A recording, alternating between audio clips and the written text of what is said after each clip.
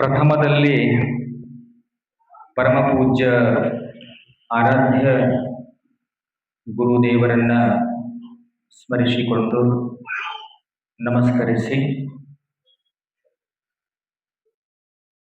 ಪರಮಪೂಜ್ಯ ಬ್ರಹ್ಮೈಕ್ಯ ಜಗದ್ಗುರು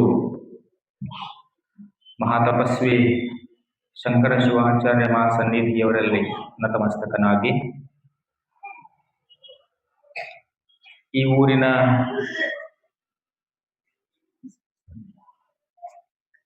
ಆರಾಧ್ಯ ಯೋಗಿಗಳು ಆಗಿರುವಂಥ ವ್ಯೋಮಕಾಯ ಅಲ್ಲಮಾಪ್ರಭುಗಳ ಅಡಿದಾವರಿಗಳಲ್ಲಿ ನಮಿಸಿ, ಶ್ರೀಪೀಠ ಪರಂಪರೆಯ ಎಲ್ಲ ಜಗದ್ಗುರುಗಳನ್ನು ಸ್ಮರಿಸಿ, ಕ್ಷೇತ್ರದೊಡೆಯ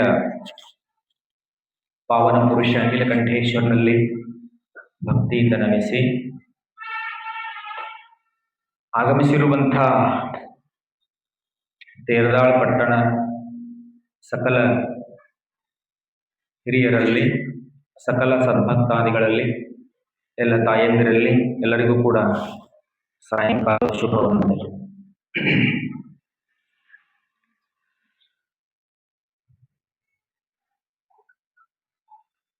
ಮನುಷ್ಯನ ಜನ್ಮ ವಿಶೇಷವಾಗಿರುವಂಥ ಪಾವನಮಯ ಜನ್ಮ. ಜಗತ್ತಿನೊಳಗ ನೀವೆಲ್ಲ ನೋಡ್ರಿ, ಮನುಷ್ಯನನ್ನ ಹೊರತುಪಡಿಸಿ 84 ಲಕ್ಷ ಜೀವರಾಶಿಗಳೊಳಗ ಕೇವಲ ಮನುಷ್ಯ ಮಾತ್ರ ತನ್ನನ್ನೂ ತಾನು ತಿಳ್ಕೋವಲ್ಲ, ಇನ್ನೊಬ್ಬರನ್ನೂ ತಿಳ್ಕೊಳ್ಳಬಲ್ಲ. ಅಷ್ಟ ಅಲ್ಲ, ತನ್ನ ಸುತ್ತಮುತ್ತ ಇರುವಂಥ ಪ್ರಪಂಚವನ್ನ ತಿಳ್ಕೊಳ್ಳಬಲ್ಲ. ಅಷ್ಟ ಅಲ್ಲ, ತನ್ನಗೆ ಹೆಂಗ ಬೇಕಂಗ ಜೀವನ ಕಟ್ಟಿಕೊಳ್ಳುವಂಥ ಶಕ್ತಿ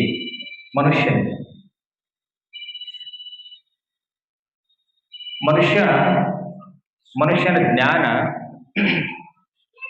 ಎಂಥದ್ದು ಅಂತಂದ್ರೆ, ಜಗತ್ತಿನಲ್ಲಿ 84 ಲಕ್ಷ ಜೀವರಾಶಿಗಳನ್ನು ಹೇಳ್ತೀವಲ್ಲ, ಅದರೊಳಗ ಯಾವ ಪ್ರಾಣಿಗಳು ಕೂಡ ವಿಜ್ಞಾನ ಯುಗದೊಳಗೆ ಕಾಲಿಡಕ್ಕೆ ಸಾಧ್ಯ ಇಲ್ಲ. ವಿಜ್ಞಾನವ ಅಂದ್ರೆ ಏನಂತ ತಿಳ್ಕೊಳ್ಳಿಕ್ಕಾಗಿಲ್ಲ. ಅಥವಾ ತಮ್ಮದೇ ಆಗಿರುವಂಥ ಒಂದು ವಾಹನವನ್ನ ನಿರ್ಮಾಣ ಮಾಡಿಕೊಂಡು ಆ ವಾಹನದಿಂದ ಒಂದೂರಿಂದ ಇನ್ನೊಂದೂರಿಗೆ ಹೋಗುವಂಥ ಪ್ರಯತ್ನ ಪಾಪ ಅವುಗಳಿಂದ ಆಗಿಲ್ಲ. ಮನುಷ್ಯ ಮಾತ್ರ ಆಕಾಶದ ಎತ್ತರಕ್ಕೆ, ಭೂಮಿ ಮೇಲೆ ನಡೆದಾಡೋದಲ್ಲ, ಭೂಲೋಕದಲ್ಲಿರುವಂಥ ಎಲ್ಲವನ್ನು ಕಂಡು ಹಿಡಿದು ಎಲ್ಲ ಸಂಶೋಧನೆಗಳನ್ನು ಮಾಡಿ, ಇದನ್ನು ಸಂಶೋಧನೆ ಮಾಡಿಲ್ಲ ಅಂತಿಲ್ಲ, ಏನೆಲ್ಲ ಸಂಶೋಧನೆಯನ್ನ ಮನುಷ್ಯ ಮಾಡಿದ. ಜಗತ್ತನ್ನು ನೀವು ನೋಡ್ತೀರಿ, ಎಂಥಿಂಥ ಸಂಶೋಧನೆಗಳನ್ನ ಮನುಷ್ಯ ಮಾಡ್ತಾನೆ. ಮೊದಲಿಗೆ ಸೈಕಲ್ ಕಂಡು ಹಿಡಿದ್ರು ನಮ್ಮ ವಿಜ್ಞಾನಿಗಳು. ನಮ್ಮ ಹಳೆ ಮಂದಿ ಸೈಕಲ್ ಮೇಲೆ ಹುಡುಗರು ಅದನ್ನ ಸೈಕಲ್ ತಗೊಂಡು ಹೊಡೆಯಕ್ಕೆ ಶುರು ಮಾಡಿದ ಕೂಡಲೇ ಹಳಿ ಮಂದಿನ ಗಾಬರಿ ಆಗಿದ್ರು. ಅವಾಗ ಈಗ ಅವ್ರ ಅಕಸ್ಮಾತ್ ಜೀವಂತ ಇದ್ದಿದ್ರು ಅಂತಂದ್ರೆ 110, 120 ವರ್ಷ ಸರಿ ಸುಮಾರು ಇರ್ಬೋದಾಗಿತ್ತು. ಅಂಥವ್ರು ಏನು ಆಶ್ಚರ್ಯಪಟ್ರ ಅಂತಂದ್ರ, ಅಯ್ಯಯ್ಯೋ ಇದಕ್ಕರೆ 2 ಗಾಲಿ, ಇದು ಹೆಂಗ್ ಓಡ್ತದೆ, 2 ಗಾಲಿ ಮೇಲೆ ನಿಂದಿರ್ತದೆ, ಹೆಂಗ್ ಓಡ್ತದೆ, ಹೆಂಗ್ ಹೊಳ್ಳಿ ಬೀಳುವುದಲ್ಲ ಅಂತ ಹೇಳಿ ಆಶ್ಚರ್ಯ ಪಡುವಷ್ಟು ಒಂದು ಸೈಕಲ್, ಬರೀ ಸೈಕಲ್ ಕಂಡು ಹಿಡಿದಕ್ಕೆ ಅವಾಗ. ಆನಂತರ ರೇಡಿಯೋಗಳನ್ನ ಕಂಡು ಹಿಡಿದ್ರು. ಮನುಷ್ಯನ ಜೀವನ ಅಂತಂದ್ರ ಬಹಳ ಶ್ರೇಷ್ಠ. ನಾವೆಲ್ಲ ಮರ್ತೀವಿ, ಮನುಷ್ಯನ ಜೀವನ ಎಷ್ಟು ಶ್ರೇಷ್ಠ ಅನ್ನೋದನ್ನೇ ನಾವು ಮರ್ತೀವಿ ಎಲ್ಲರೂ. ರೇಡಿಯೋ ಕಂಡು ಹಿಡಿದ್ರು.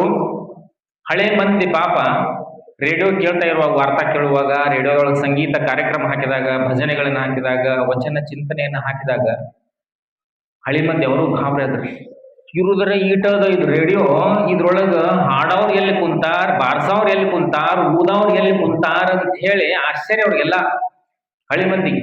ಇರುದ ಈಟದ ಇದ್ರೊಳಗೆ ಹೆಂಗ್ ಬರ್ತಿರ್ಬೇಕು, ಎಲ್ಲಿದ ಬರ್ತಿರ್ಬೇಕು ಇದ್ರೊಳಗ ಅಂತ ಹೇಳಿ ಅವ್ರಿಗೆ ಅಷ್ಟು ಗಾಬರಿ ಹಳಿ ಮಂದಿಗೆ ಅಲ್ರಿ. ಇದು ಮನುಷ್ಯನ ಸಂಶೋಧನೆಯ ಪರಿಣಾಮ. ಮನುಷ್ಯ ತಲೆ ಉಪಯೋಗ ಮಾಡಿದ್ರ ಪರಿಣಾಮ ಹೆಂಗಪ್ಪ ಅಂತಂದ್ರ ಹಳಿ ಮಂದಿ ಗಾಬರಿ ಆಗ್ತಿದ್ರು. ಈ ಕಾಲದಾಗಂತೂ ಗಾಬರಿ ಆಗೋದು ಮುಗ್ದ ಹೋಗೇನ್ ಕತಿ. ಯಾರೇ ಮೊಬೈಲ್ ಹಾಡ ಶುರು ಮಾಡಿದ್ರಂದ್ರೆ ಇದೇನ್ ಪೀಡಪ್ಪ ತಣ್ಣ ಕೊಂಡ್ಬೇಕಂತ ಮಠಕ್ ಮಂದಿನಂತ ಹಿರಿಯರ ಅನ್ನಕ್ ಶುರು ಮಾಡ್ತಾರೆ. ಆ ನಮೂನಿ ಸಂಶೋಧನೆಗಳ ಅಂತಿಮ ಹಂತಕ್ಕೆ ಬಂದದೇನೋ ಅನ್ನುವಷ್ಟರ ಮಟ್ಟಿಗೆ ಸಂಶೋಧನೆಗಳು ಜಗತ್ತಿನ ತುಂಬೆಲ್ಲ ಹರವಿದವು. ರೇಡಿಯೋ ಆದ ನಂತರ ದೂರವಾಣಿ ಬಂತು. ಅದ್ ಮೊದಲು ಹಿಂಗ್ ತಿರುಗಿಸಿ ಏನೋ ಅಂತಾರ ತಾರ್ ಮಾಡ್ತಾರಂತ ಅಂತಿದ್ರು. ಮೊದಲ ಟೆಲಿಫೋನ್ ಆಫೀಸಿಗೆ ಹೋಗ್ಬೇಕು, ಅಲ್ಲೇ ತಿರುಗಿಸಿ ನಂಬರ್ ಹೊಡೆದ ಡೈಲ್ ಮಾಡಿ ತಾರ್ ಮಾಡೋದಂತಿತ್ತು. ಆಮೇಲೆ ದೂರವಾಣಿ ಅಂತ ಬಂದು ಅವಾಗೂ ಆಶ್ಚರ್ಯಪಟ್ರು. ನಾವರೇ ತೀರ್ದಾದವರು ಬಾಗಲಕೋಟಕ್ಕೆ ಅಲ್ಲಿದ ನಮ್ಮ ತಮ್ಮ ಅಲ್ಲಿ ಹೆಂಗ್ ಫೋನ್ದಾಗ ಹೆಂಗ್ ಕೇಳಿಸ್ತದೆ ಇದು ಅಂತೇಳಿ ಗಾಬರಿ. ವಯರ್ನಾಗ ಹೆಂಗ್ ಬರ್ತಿರ್ಬೇಕು ಅಷ್ಟು ದೂರಿಂದ ಅಂತೇಳಿ ಅವಾಗೂ ಆಶ್ಚರ್ಯ ಅದು ಇಲ್ರಿ. ಟೆಲಿಫೋನ್ ಅಂತ ಕಂಡು ಹಿಡಿದ್ರು ವಿಜ್ಞಾನಿಗಳು. ಮನುಷ್ಯನ ಜನ್ಮ, ಮನುಷ್ಯನ ಜೀವನ ಅವ್ರ ತಲೆ ಓಡಿಸ್ಕೋಂತ ಇದ್ರು. ನಾವೆಲ್ಲ ಹಾಶ್ ಹೊತ್ಕೊಂಡು ಮಲ್ಕೊಂಡು ಬಿಟ್ಟಿವಿ. ತಲೆ ಓಡಿಸಿದವರೆಲ್ಲರೂ ಶಾಣ್ಯರಾದ್ರು, ಬುದ್ಧಿವಂತರಾದ್ರು, ವಿಜ್ಞಾನಿಗಳಾದ್ರು, ದೇವರಾದ್ರು, ಸಂತರಾದ್ರು. ಶಂಕರ ಶಿವಾಚಾರ್ಯ ಅಪ್ಪಗಳಂತವ್ರಿ, ಸಿದ್ದೇಶ್ವರ ಅಪ್ಪಗಳಂತವ್ರಿ, ಬ್ರಹ್ಮಾನಂದ ಅಜ್ಜಾರಂತವ್ರಿ, ಸಿದ್ಧಾರೂಢರಂತವ್ರಿ, ಗದುಗಿನ ಶಿವಾನಂದರನ್ನ ತಗೋರಿ. ಎಲ್ಲಾರು ತಮ್ಮ ತಮ್ಮ ತಲೆಯನ್ನ ಬಳಸಿಕೊಂಡ್ರು. ದೊಡ್ಡವರಾದ್ರು, ದೇವರಾದ್ರು, ವಿಜ್ಞಾನಿಗಳಾದ್ರು. ನಾವು ಯಾರೂ ಕೂಡ ನಮ್ಮ ತಲೆಯನ್ನ ಸರಿಯಾಗಿ ನಾವು ಬಳಸ್ಕೊಳ್ಳಾರಕ್ಕ ನಾವೆಲ್ಲರೂ ಇಲ್ಲ ಕುಂತೀವಿ. ಇವಾಗಿನ ಕಾಲದೊಳಗ ವಿಜ್ಞಾನ ಎಷ್ಟು ಮುಂದುವರೆದೈತಿ ಅಂತಂದ್ರ ನೀವೆಲ್ಲ ನೋಡ್ತೀರಿ. ನೀವೆಲ್ಲ ಮೊಬೈಲ್ ಜಮಾನದೊಳಗೆ ನಾವೆಲ್ಲ ಅದೀವಿ. ಈಗ ವಿಮಾನದೊಳಗೆ ಕುಂತು ಹೋಗೋ ಜಮಾನದೊಳಗೂ ನಾವೆಲ್ಲ ಅದೀವಿ. ನಮ್ಮ ಗಾಡಿಗಳಿಗೆ, ಕಾರ್ಗಳಿಗೆ, ಮೋಟರ್ ಸೈಕಲ್ಗಳಿಗೆ, ಬಸ್ಗಳಿಗೆ ಡ್ರೈವರ್ ಬೇಕ್ರಿ. ಡ್ರೈವರ್ ಇರ್ಲಿಲ್ಲ ಅಂತಂದ್ರೆ ನನಗೆ ಇತ್ತಿತ್ತಲಾಗ ಟೆಸ್ಲಾ ಕಂಪ್ನಿಯವರೇನೋ ಡ್ರೈವರ್ಲೆಸ್ ಕಾರ್ ತೆಗದಾರ ಅಂತ ಹೇಳಿ ಸುದ್ದಿ ಅದ. ಈ ಆಟೋಮೆಟಿಕ್ ಸಕ್ಸಸ್ ಹಾಕೋದು ಗೊತ್ತಿಲ್ಲ. ಡ್ರೈವರ್ಲೆಸ್ ಕಾರ್ಗಳು ಬಂದಾವ. ವಿಮಾನಗಳು ಪೈಲಟ್ಲೆಸ್ ವಿಮಾನಗಳದಾವ. ಪೈಲಟ್ ಇರ್ತಾನ, ಎಮರ್ಜೆನ್ಸಿ ಪೊಸಿಷನ್ದೊಳಗೆ ಇರ್ತಾನ ಅಷ್ಟ. AI ಟೆಕ್ನಾಲಜಿ ಬಂದದ ಈ ಕಾಲದೊಳಗ. ಇವತ್ತಿನ ಕಾಲದ ವಿಜ್ಞಾನ ಎಷ್ಟು ಮುಂದುವರೆದ ಅಂತಂದ್ರ ವಿಮಾನದೊಳಗ ಡ್ರೈವರ್ಗೆ ಅಕಸ್ಮಾತ್ ನಿದ್ದೆ ಬಂತು ಅಂದ್ರ, ತುಗುಡಿಕೆ ಬಂತಂದ್ರ ವಿಮಾನ ಎಲ್ಲಿಯೂ ಹೋಗುದಿಲ್ಲ, ತೆಳಗೂ ಬರಂಗಿಲ್ಲ, ಮ್ಯಾಗೂ ಹೋಗಂಗಿಲ್ಲ, ಅಡ್ಡ ಹೋಗಿ ಎಲ್ಲರೇ ಆಕ್ಸಿಡೆಂಟ್ ಆಗಿ ಗಟರದಾಗೂ ಬೀಳಂಗಿಲ್ಲ. ಆದ್ರ ವಿಮಾನ ಮಾತ್ರ ಆಟೋ ಪೈಲಟಿಂಗ್ ಮೋಡ್ ಮೇಲೆ ಹೊಂಟಿರ್ತದ. ಎಲ್ಲವನ್ನೂ ಸೆಟ್ ಮಾಡಿ ಇಟ್ಟಿರ್ತಾರ ವಿಮಾನದೊಳಗ. ಎಲ್ಲಿ ಹೋಗಿ ಹುಬ್ಳಿಯಿಂದ ಟೇಕ್ ಆಫ್ ಆಯ್ತು ಅಂತಂದ್ರ ಸೀದಾ ಹೋಗಿ ದಿಲ್ಲಿ ಒಳಗ ಇಳಿತದ. ಪೈಲಟ್ಗೆ ಏನಾರ ಆದ್ರೂ ಚಿಂತಿಲ್ಲ, ಹಾರ್ಟ್ ಅಟ್ಯಾಕ್ ಆದ್ರೂ ಚಿಂತಿಲ್ಲ. ಆಟೋ ಪೈಲಟ್ ಸಿಸ್ಟಮ್ ಮೇಲೆ, ಆಟೋ ಮೋಡ್ ಮೇಲೆ ವಿಮಾನಗಳನ್ನ ಇವತ್ತಿನ ಕಾಲದೊಳಗೆ ತಯಾರು ಮಾಡ್ಯಾರ. ತಂತ್ರಜ್ಞಾನ ಇದಿಷ್ಟ ಅಲ್ಲ. ಎಷ್ಟು ತಂತ್ರಜ್ಞಾನ ಮುಂದುವರೆದ ಅಂತಂದ್ರ ಭೂಮಿ ಮ್ಯಾಗಿಂದ ಚಂದ್ರನ ಮೇಲೆ ಉಪಗ್ರಹವನ್ನು ಉಡಾವಣೆ ಮಾಡಿದ್ರು ಅಂತಂದ್ರ ಅದನ್ನ ಇಲ್ಲಿಂದನೇ ನಿರ್ವಹಣೆ ಮಾಡ್ತಾರೆ. ಇಲ್ಲಿಂದ ಕಂಪ್ಯೂಟರ್ನಾಗ ಬಟನ್ ಆಪರೇಟ್ ಮಾಡಿದ್ರು ಅಂತಂದ್ರ ಮುಂದೆ ಸರಿದು, ಹಿಂದೆ ಸರಿದು, ಆ ಕಡೆ ಹೋಗುದು, ಫೋಟೋ ಕ್ಲಿಕ್ ಮಾಡುದು, ಆ ಫೋಟೋಗಳನ್ನ ಕೆಳಗ್ ಕಳಿಸೋದು, ಇಲ್ಲಿಂದ ಎಲ್ಲ ಆಪರೇಟಿಂಗ್ ಮಾಡುವಂತಹ ಸಿಸ್ಟಮ್ ಅನ್ನ ಆ ಉಪಗ್ರಹಕ್ಕೆ ಅಳವಡಿಸಿದ್ದಾರೆ. ನೀವೆಲ್ಲ ನೋಡಿರ್ಬಹುದು, ಟಿವಿ ಒಳಗ ಓದಿರಬಹುದು. ಚಂದ್ರ ಮೇಲೆ, ಇಲ್ಲೇ ಚಂದ್ರ ಸಮೀಪದ ನಮ್ಮ ಭೂಮಿಯ ಉಪಗ್ರಹ ಚಂದ್ರ, ಭೂಮಿಯ ಸಣ್ಣ ಸಹೋದರ. ಮಂಗಳ ಗ್ರಹ ಇಲ್ಲಿಂದ ಕೋಟ್ಯಂತರ ಕಿಲೋಮೀಟರ್, ನೂರಾರು ಕೋಟಿ, ಸಾವಿರಾರು ಕೋಟಿ ಕಿಲೋಮೀಟರ್ ದೂರ ಇರುವಂತಹ ಮಂಗಳ ಗ್ರಹಕ್ಕೆ ಹೋಗುವಂತ ಗಗನ ನೌಕೆ ಇಲ್ಲಿ ಭೂಮಿ ಒಳಗೆ ಕುಂತ ವಿಜ್ಞಾನಿಗಳು ಅವ್ರದೊಂದು ವಿಜ್ಞಾನ ಚೇಂಬರ್ದೊಳಗೆ ಕುಂತ ಕಂಪ್ಯೂಟರ್ ಮೇಲೆ ಅದನ್ನ ಆಪರೇಟ್ ಮಾಡ್ತಾರೆ. ಎಲ್ಲಿ ಹೋಗ್ಬೇಕು, ಎಷ್ಟು ದೂರ ಹೋಗಬೇಕು, ಅಲ್ಲಿಂದ ಸೂರ್ಯನ ಶಾಖವನ್ನ ಹೀರ್ಕೊಂಡು ಕೆಲಸ ಹೆಂಗ್ ಮಾಡ್ಬೇಕು, ಚಿತ್ರಗಳನ್ನ ಮಂಗಳ ಗ್ರಹದೊಳಗಿರುವಂತ ಚಿತ್ರಗಳನ್ನ ತೆಗೆದ ಭೂಮಿ ಹೆಂಗ ಕಳಿಸ್ಬೇಕು ಅನ್ನುವಂಥದ್ದನ್ನೆಲ್ಲ ಇಲ್ಲಿ ಕುಂತುಕೊಂಡೆ ವಿಜ್ಞಾನಿಗಳು ಆಪರೇಟ್ ಮಾಡ್ತಾರೆ. ನೀವೆಲ್ಲ ನೋಡಿರಿ ಅಲ್ರಿ. ಟೆಕ್ನಾಲಜಿ ಬರ್ಬರ್ತ ಅಪ್ಡೇಟ್ ಆಕೋಂತ ಹೊಂಟದ. ಟೆಕ್ನಾಲಜಿ ವಿಜ್ಞಾನ ತಂತ್ರಜ್ಞಾನ ಎಷ್ಟು ಮುಂದುವರೆದ ಅಂತಂದ್ರ ಇನ್ನೊಂದನ್ನ ಉತ್ಪಾದನೆ ಮಾಡುವಂಥದ್ದು ಅವಶ್ಯಕತೆನೇ ಇಲ್ಲ, ವಿಜ್ಞಾನ ಸಾಕಪ್ಪ ಅನ್ನುವಷ್ಟರ ಮಟ್ಟಿಗೆ ಪರಿಪೂರ್ಣವಾಗಿ ಎಲ್ಲವನ್ನು ಬಳಸ್ಯಾರ ಅನ್ನುವಷ್ಟರ ಮಟ್ಟಿಗೆ AI ತಂತ್ರಜ್ಞಾನನೂ ಕೂಡ ಬಂದು ನಿಂತದೆ ಈಗ ಸದ್ಯಕ್ಕೆ. AI ತಂತ್ರಜ್ಞಾನ ಯಾವ ರೀತಿ AI ತಂತ್ರಜ್ಞಾನ ಅದ ಅಂತಂದ್ರ ಒಬ್ಬ ವ್ಯಕ್ತಿಯ ಚಾರಿತ್ರ್ಯ ಹನನವನ್ನ ಮಾಡುವಷ್ಟರ ಮಟ್ಟಿಗೂ ಬಂದ್ ನಿಂತದ. ಹೆಂಗಪ್ಪ ಅಂತಂದ್ರ ನಮ್ಮದೊಂದು ಫೋಟೋ ತಗೊಳ್ಳೋದು, ಒಂದು ವಿಡಿಯೋ ಮಾಡ್ಕೊಳ್ಳೋದು, ಅದಕ್ಕೆ ಇನ್ನೊಬ್ರು ಯಾರ್ದಾರೆ ಫೋಟೋವನ್ನ ಎಡಿಟ್ ಮಾಡಿ ಜೋಡಿಸಿ ಅದನ್ನ ಮಾಧ್ಯಮದೊಳಗೋ ರಾಜಕಾರಣಗಳು ಇವೆಲ್ಲ ನಡೆಯಕತ್ತಾವ ರಾಜಕೀಯ ಫೀಲ್ಡ್ದೊಳಗ ಅದನ್ನ ಆರ್ಟಿಫಿಷಿಯಲ್ ತಂತ್ರಜ್ಞಾನ ಮುಖಾಂತರ ಜೋಡಿಸಿ ಅಶ್ಲೀಲವಾಗಿ ಜೋಡಿಸಿ ಮಾನ ಮರ್ಯಾದೆ ಕಳಿವಟ್ಟರ ಮಟ್ಟಿಗೂ ಕೂಡ AI ತಂತ್ರಜ್ಞಾನ ಇಲ್ಲಿವರೆಗೂ ಬಂದ್ ನಿಂತದ. ಗೂಗಲ್ ಗುರು ಸಾಲಿಲ್ಲ ನಮಗ, ಯೂಟ್ಯೂಬ್ ಗುರು ಸಾಲಿಲ್ಲ, AI ತಂತ್ರಜ್ಞಾನವರೆಗೂ ನಾವು ಸದ್ಯಕ್ಕೆ ಬಂದು ನಿಂತೀವಿ. ಇದೆಲ್ಲ ಯಾಕೆ ಹೇಳ್ತಾ ಇದ್ದೀನಿ ಅಂತಂದ್ರ ಗುರುವಿನ ಮಹತ್ವ.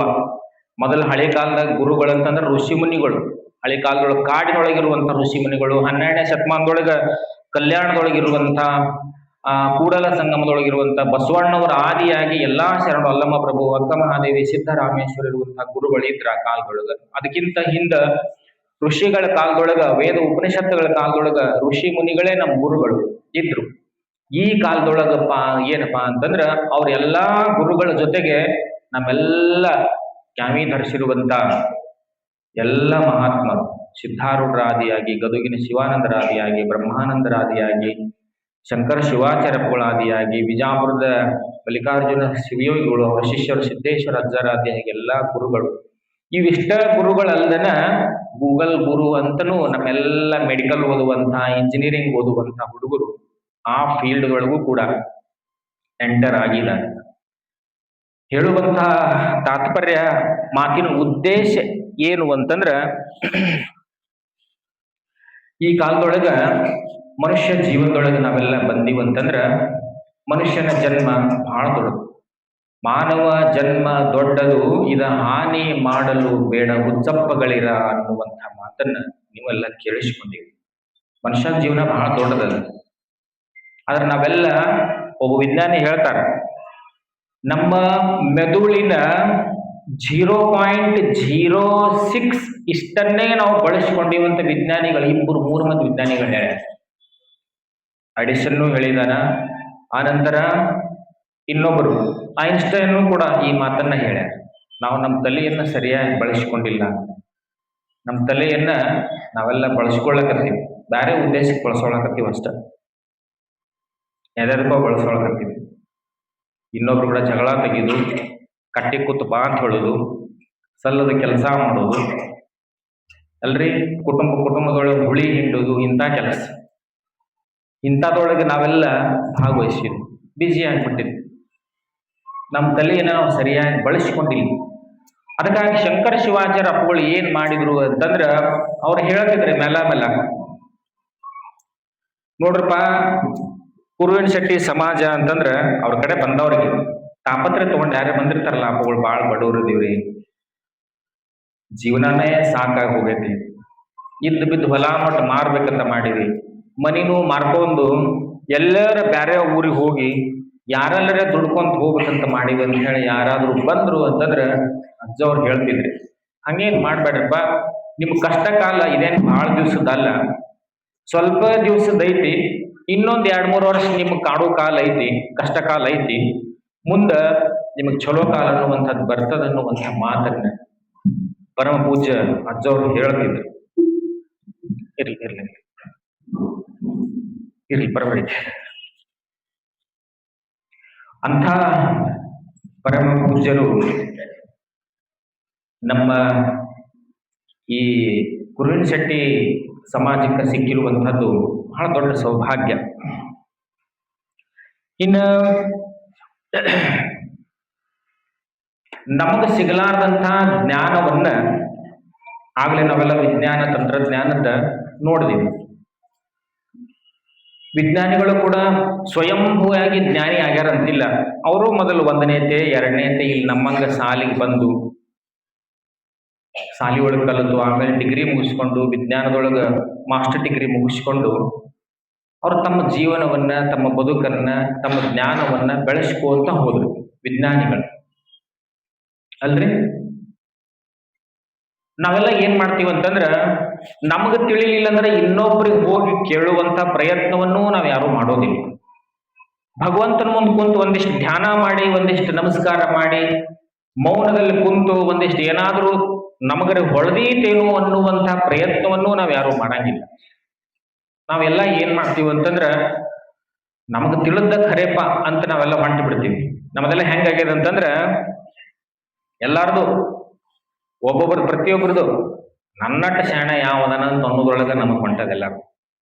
ನಮ್ದೆಲ್ಲರದು ಹಂಗ ನನಕ್ಕಿಂತ ಭಾರಿ ಯಾವದಾನ ಅನ್ನೋದ್ರೊಳಗ ಹೊಂಟದ. ಇದಕ್ಕ ಅಹಂಕಾರ. ಈ ಅಹಂಕಾರ ಇಳಿಲಾರ್ದ ಎಂದೂ ನಮಗ ಜ್ಞಾನ ಆಗುದಿಲ್ಲ.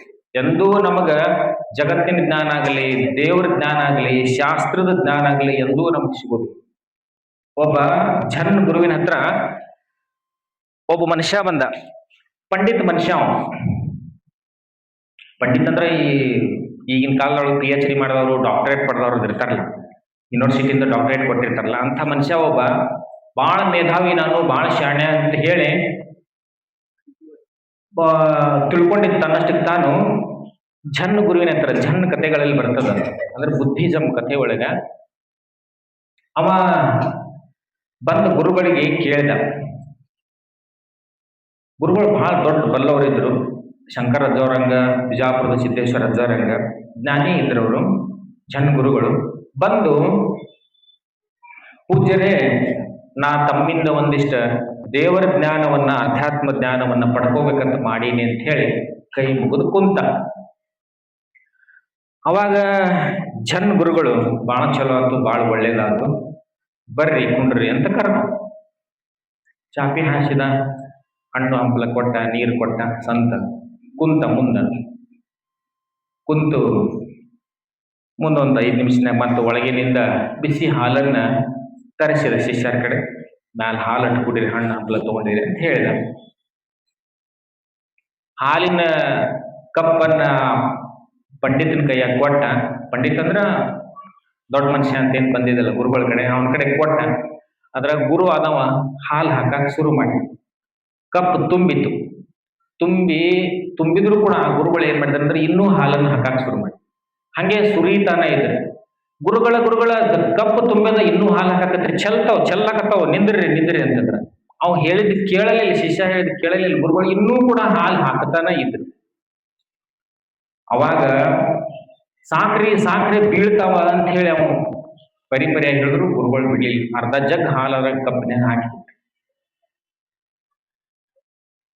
ಅವಾಗ ಅವ ಅಂದ, ಹಿಂಗ್ಯಾಂಗ್ರಿ ಗುರುಗಳು, ತಾವ ಕಪ್ ನೋಡ್ತಾ ಹಂಗೆ ಹಾಲು ಹಾಕ್ತಾನೆ ಇದ್ರಿಲ್ಲ, ಚೆಲ್ಲಾಕತೈತಿ ಅಂತ ಹೇಳಿ ಅವ ಅಂದ. ಬಂದಿರುವಂತ ಭಕ್ತ ಅಂದ.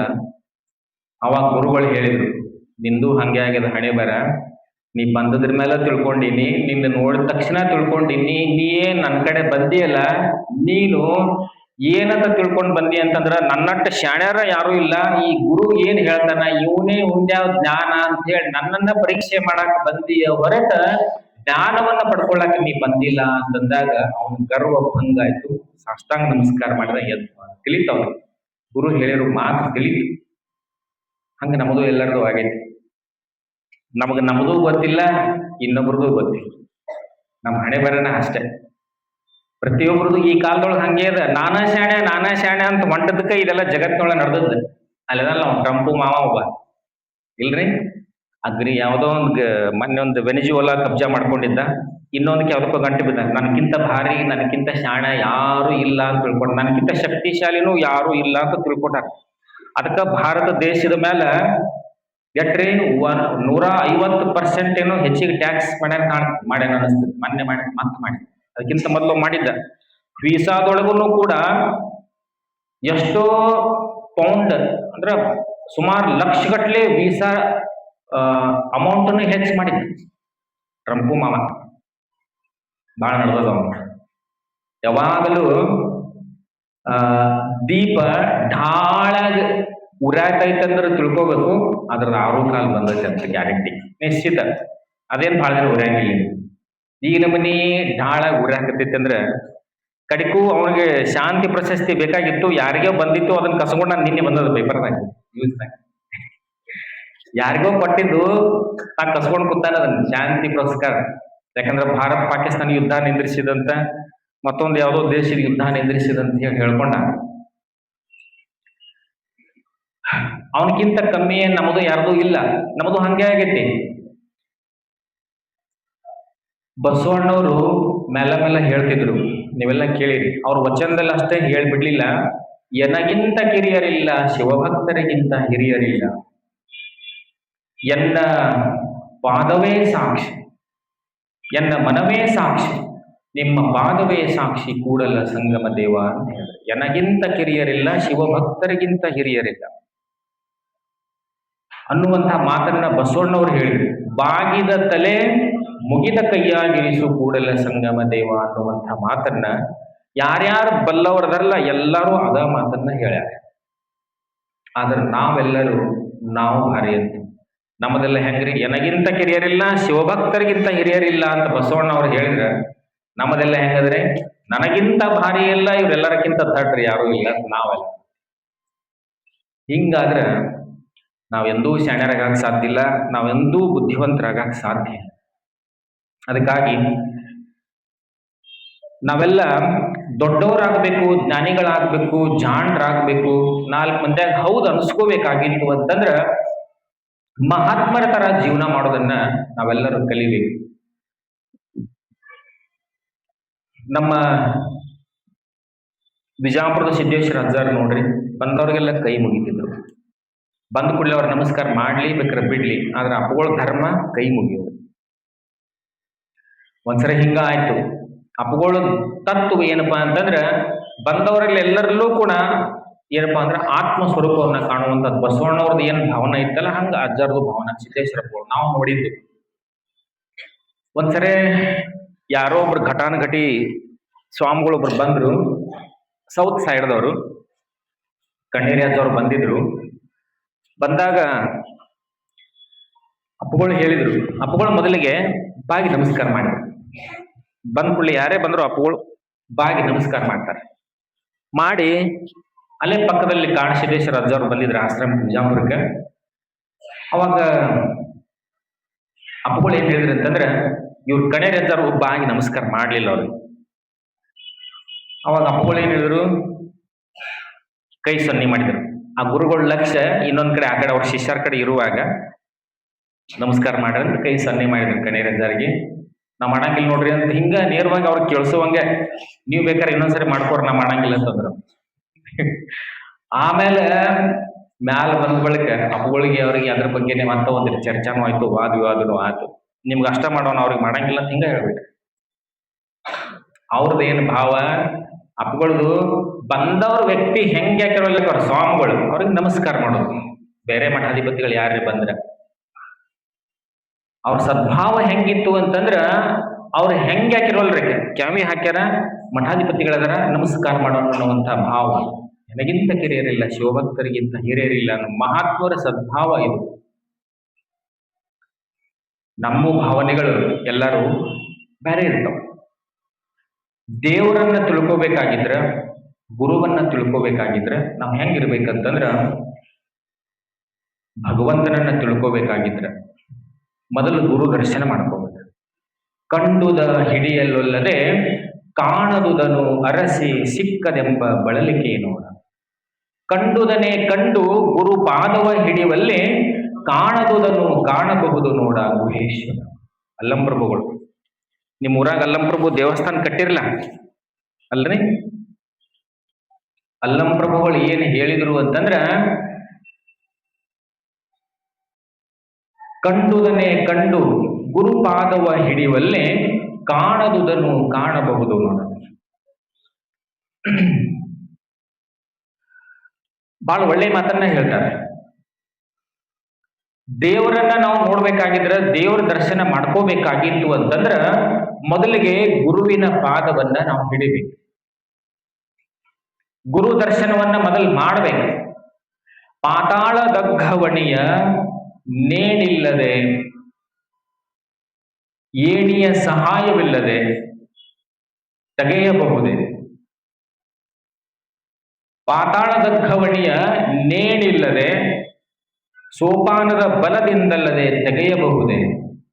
ಶಬ್ದ ಸೋಪಾನದ ಕಟ್ಟೆಯ ಕಟ್ಟಿದರು ಎನ್ನೆಮ್ಮ ಪುರಾತನರು ದೇವಲೋಕಕ್ಕೆ ಬಟ್ಟೆ ಕಾಣಿದರು. ಬಹಳ ಚಂದ ಮಾತು ಹೇಳ್ತಾರೆ. ಮರ್ತ್ಯರ ಮನದ ಮೈಲಿಗೆಯ ತೊಳೆಯಲೆಂದು ಗೀತ ಮಾತೆಂಬ ಜ್ಯೋತಿಯ ಬೆಳಗಿಸಿಟ್ಟರು ಎಂಬ ಪುರಾತನರು. ಬಹಳ ಚಲೋ ಮಾತನ್ನ ಹೇಳ್ತಾರೆ. ನಾವು ಸತ್ಸಂಗ ಯಾಕೆ ಮಾಡಬೇಕು ಅಂತಂದ್ರ ನಮ್ಮೊಳಗ ಸಂಸಾರ ಅನ್ನುವಂಥದ್ದು ಬಹಳ ಗಂಭೀರ ಸ್ವರೂಪದೊಳಗೆ. ಈ ಕಾಲದೊಳಗಂತೂ ಜೀವನ ಮಾಡೋದು ದೊಡ್ಡ ವಜ್ಜದ ಅನ್ನೋದು ನಿಮ್ಗೆ ಎಲ್ಲರಿಗೂ ಗೊತ್ತದ. ಪಾತಾಳದ ಘವಣಿ ಮಾವಿ ಒಳಗೆ ಹಿಂದೆ ಸೇದು ಮಾವಿ ಅಂತಿದ್ವು ಅಲ್ರಿ, ಗುಂಡು ಮಾವಿ ಕಲ್ಲೆ ಕಟ್ಟಿದ್ವು. ಅದಕ್ಕೆ ಕಟ್ಟೆಗಳು ಇರ್ತಿರ್ಲಿಲ್ಲ, ಸೋಪಾನ ಇರ್ತಿರ್ಲಿಲ್ಲ. ಬಾವಿಯೊಳಗೆ ನೀರು ತೆಗಿಬೇಕಾದ್ರೆ ಒಂದು ನಿಮ್ಗ ಹಗ್ಗರೇ ಬೇಕು, ಇರ್ಲಿಲ್ಲ ಅಂತಂದ್ರ ಹತ್ತಿ ಹೋಗ್ಲಿಕ್ಕೆ ಸೋಪಾನಗಳರೇ ಬೇಕು. ಹತ್ತಿ ಇಳಿಲಿಕ್ಕೆ ಹತ್ತಿ ಬರ್ಲಿಕ್ಕೆ ಅಂದ್ರೆ ಬಾವಿಯೊಳಗೆ ನೀರು ತಗೊಳಕ್ ಬರ್ತದೆ. ಹಿಂದಿನ ಕಾಲದಾಗಿಂದ. ಈಗಿನ ಕಾಲದಾಗಂತೂ ಸ್ವಯಂತ ಚಾಲೋ ಮಾಡೋದು, ಬಕೆಟ್ ತುಂಬ್ಕೊಳ್ಳೋದು, ಚರಿಗೆ ತುಂಬ್ಕೊಳ್ಳೋದು, ನೀರು ಕುಡಿದು. ಈಗಿನ ಬೇರೆ. ಹಳೆ ಕಾಲದಳು ಪಾತಾಳದ ಅಘವಣಿ ಅಂತಂದ್ರೆ ನೀರು. ಅದನ್ನ ತೆಗಿಬೇಕಾದ್ರೆ ಸೋಪಾನರೇ ಬೇಕು, ಹಗ್ಗರೇ ಬೇಕು. ಶಬ್ದ ಸೋಪಾನದ ಕಟ್ಟೆಯ ಕಟ್ಟಿದರು ಎಮ್ಮವರು. ಶಬ್ದ ಸೋಪಾನ ಅಂತಂದ್ರ ವಚನಗಳ ಮುಖಾಂತರ ನಮಗ ಆ ಬಾವಿ ಒಳಗೆ ನೀರಂತಂದ್ರೆ ಏನು? ಜ್ಞಾನ, ಭಗವಂತನ ಜ್ಞಾನ, ವಿಶ್ವ ವಿಶಾಲವಾಗಿರುವಂತಹ ಜಗತ್ತಿನ ಜ್ಞಾನ, ಬ್ರಹ್ಮಾಂಡದ ಜ್ಞಾನ, ನಮ್ಮೊಳಗಿರುವಂತ ಆತ್ಮದ ಜ್ಞಾನವನ್ನ, ಆತ್ಮದ ಬೆಳಗನ್ನ ತಿಳ್ಕೋಬೇಕಾಗಿತ್ತು ಅಂದ್ರೆ ಶಬ್ದ ಸೋಪಾನದ ಕಟ್ಟೆಯ ಕಟ್ಟಿದರು ಎಂಬ ಪುರಾತನರು ದೇವಲೋಕಕ್ಕೆ ಬಟ್ಟೆ ಕಾಣಿರು. ಆ ಕಟ್ಟೆಗಳು ಹೆಂಗದಾವ ಅಂತಂದ್ರ, ಆ ಸೋಪಾನಗಳು ಹೆಂಗದಾವ ಅಂತಂದ್ರ ದೇವಲೋಕಕ್ಕೆ ಬಟ್ಟೆ. ಬಟ್ಟೆ ಅಂತಂದ್ರ ದಾರಿ.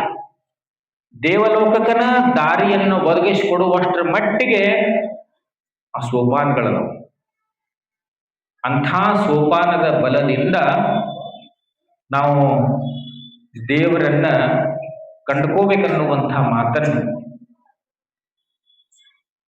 ಮರ್ತ್ಯರ ಮನದ ಮೈಲಿಗೆಯ ಕಳೆಯಲೆಂದು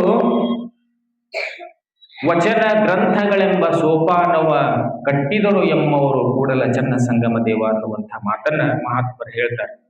ಮರ್ತ್ಯರ ಮನದ ಮೈಲಿಗೆ, ನಮ್ಮ ಮನಸ್ಸು ದಿನಾಲು ಹೊಲಸಾಗಿರ್ತದ. ನಮ್ಮ ಶರೀರ ದಿನಾಲು ಹೊಲಸಾದಾಗ ನಾವು ಸ್ನಾನ ಮಾಡ್ತೀವಿ. ಆದ್ರೆ ದಿನಂಪ್ರತಿ ಮನಸ್ಸು ಕೂಡ ಹೊಲಸಾದಾಗ ನಾವು ಏನ್ ಮಾಡ್ಬೇಕಂತಂದ್ರ ವಚನ ಶಾಸ್ತ್ರಗಳನ್ನ, ನಮ್ಮ ಉಪನಿಷತ್ತುಗಳನ್ನ, ಭಗವದ್ಗೀತೆಯನ್ನ ನಾವು ಓದ್ತಾ ಇದ್ದೀವಿ ಅಂತಂದ್ರ, ಸ್ವಲ್ಪ ಅದ್ರ ಬಗ್ಗೆ ತಿಳ್ಕೊಂಡಿವಿ ಅಂತಂದ್ರ, ಸ್ವಲ್ಪ ಗುರುವಿನ ಧ್ಯಾನವನ್ನ, ಭಗವದ್ ಧ್ಯಾನವನ್ನ ಮಾಡಿದೀವಿ ಅಂತಂದ್ರ ನಮ್ಮ ಬದುಕು ಅನ್ನುವಂಥದ್ದು, ಜೀವನ ಅನ್ನುವಂಥದ್ದು ಪಾವನ ಆಗ್ತದೆ ಅನ್ನುವಂಥ ಉದ್ದೇಶಕ್ಕೆ ಈ ಮಾತನ್ನ ಹೇಳಿದರು. ನೀವೆಲ್ಲ ಕೇಳಿರಿ, ಮಹಾತ್ಮರ ಸಂಘವನ್ನ ಯಾಕೆ ಮಾಡಬೇಕು? ಮಹಾತ್ಮರು ನಮ್ಮ ಬದುಕನ್ನ ಉನ್ನತಿಗೆ ಒಯ್ಯುವಂತಹ ಶಕ್ತಿಯನ್ನು ಉಳ್ಳಂತ. ನೀವು ಒಂದೊಂದು ಮಾತನ್ನ ಸಿದ್ದೇಶ್ವರಪ್ಪಗಳು ಕೇಳಿರಿ ಇಲ್ರಿ? ಗುರು ಅನ್ನುವಂಥವ್ರು ಶ್ರೋತ್ರಿಯ ಬ್ರಹ್ಮನಿಷ್ಠ ಗುರುವಿನಿಂದ ಮಾತು ಕೇಳಿದ್ರ ನಮ್ಮ ಬದುಕೇ ಕಲ್ಯಾಣ ಆಗಿ ಹೋಗ್ತದೆ. ಸಿದ್ದೇಶ್ವರಪ್ಪಗಳ ಮಾತನ್ನು ಕೇಳಿದ್ರಿ, ಶಂಕರ ಶಿವಾಚಾರ್ಯಪ್ಪಗಳ ಮಾತುಗಳನ್ನು ಎಷ್ಟು ಮಂದಿ ನೀವು ಕೇಳಿರಿ ಅಂತ ಗೊತ್ತಿಲ್ಲ. ಸಿದ್ದೇಶ್ವರರ ಮಾತು ಕೇಳಿರಿ ನೀವೆಲ್ಲ. ಬಹಳ ಒಳ್ಳೆಯ ಮಾತುಗಳನ್ನ ಅಪ್ಪುಗಳು ಹೇಳ್ತಾರೆ. ಸಂಸಾರ ತಾಪ ಅನ್ನುವಂಥದ್ದು ಇದು ಇರುವುದೇ ಹೆಂಗ ಮಳೆಗಾಲ, ಚಳಿಗಾಲ, ಬ್ಯಾಸಿಗೆ ಅನ್ನುವಂಥ ಒದಾವಲ್ಲ, ಹಂಗ ಸಂಸಾರದೊಳಗೆ ಒಮ್ಮೆ ಸುಖ, ಒಮ್ಮೆ ದುಃಖ, ಒಮ್ಮೆ ಸುಖ, ಒಮ್ಮೆ ಸುಖ, ಒಮ್ಮೆ ದುಃಖ, ಒಮ್ಮೆ ಕಷ್ಟ, ಒಮ್ಮೆ ನಷ್ಟ, ಇವೆಲ್ಲ ಇರತ್ತಾವ. ಅದನ್ನೆಲ್ಲವನ್ನು ಸಂಭಾಳಿಸ್ಕೊಂಡು ಹೋಗುವಂಥ ಮನಸ್ಥಿತಿ, ಸಂಭಾಳಿಸ್ಕೊಂಡು ಹೋಗುವಂಥ ಶಕ್ತಿಯನ್ನ ಪಡ್ಕೊಳ್ಳಿಕ್ಕಾಗಿನೇ ನೀವೆಲ್ಲ ದೇವರನ್ನ ಅನುಸರಿಸಬೇಕು. ನಿಸರ್ಗವನ್ನ ತಿಳ್ಕೊಂಡು, ನಿಸರ್ಗವನ್ನ ನೋಡಿ ಬದುಕೋದನ್ನ ಕಲಿಬೇಕನ್ನುವಂಥ ಮಾತು ಸಿದ್ದೇಶ್ವರಪ್ಪಗಳು ಹೇಳ್ತಾರೆ. ಒಂದೊಂದು ಮಾತನ್ನ ಅವ್ರಿಗೆ ಕೇಳಿದ್ರು ಕೂಡ ನಮ್ಮ ಜೀವನ ಪಾವನ ಆಗ್ತದೆ ಅನ್ನೋದ್ರೊಳಗೆ ಎರಡು ಮಾತ ಏನು. ಅಂಥ ಮಾತುಗಳನ್ನ ಪರಮ ಪೂಜ್ಯ ಸಿದ್ದೇಶ್ವರಪ್ಪಗಳು, ಶಂಕರ ಶಿವಾಚಾರ್ಯಪ್ಪಗಳು ಹೇಳೋದನ್ನ ನೀವೆಲ್ಲ ಕೇಳಿರಿ. ಅವರು ತ್ರಿಕಾಲ ಜ್ಞಾನಿಗಳು, ಶಂಕರ ಶಿವಾಚಾರ್ಯ ಅಪ್ಪಗಳು, ಎಲ್ಲಾ ಮಹಾತ್ಮರು, ಗದುಗಿನ ಶಿವಾನಂದರಾಗಲಿ, ಸಿದ್ದೇಶ್ವರ ಅಜ್ಜಾರಾಗಲಿ, ತ್ರಿಕಾಲ ಜ್ಞಾನಿಗಳು.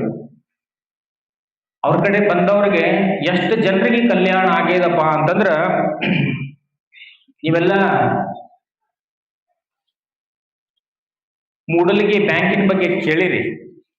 ಒಂದು ಕಾಲಕ್ಕೆ ಮುಳುಗು ಹಂತದೊಳಗಿರುವಂತ ಮೂಡಲಗಿ ಬ್ಯಾಂಕ್ ಇನ್ನೇನು ಮುಳುಗೇ ಹೋಗ್ತದನ್ನುವಂತ ಪರಿಸ್ಥಿತಿ ಒಳಗಿತ್ತು. ಇದು ಸರಿಸುಮಾರು 28 ವರ್ಷದ ಹಿಂದಿನ ಮಾತು, 20 ವರ್ಷ ಹಿಂದಿನ ಮಾತು. ಬ್ಯಾಂಕಿನವರೆಲ್ಲ ಬಂದ್ರು ಅದರ ಕಡೆ ಬಂದು, ಅಪ್ಪಗಳ ಬ್ಯಾಂಕನ್ನ ನಮಗೆ ನಡ್ಸಾಕ್ ಆಗ್ತಾ ಇಲ್ಲ,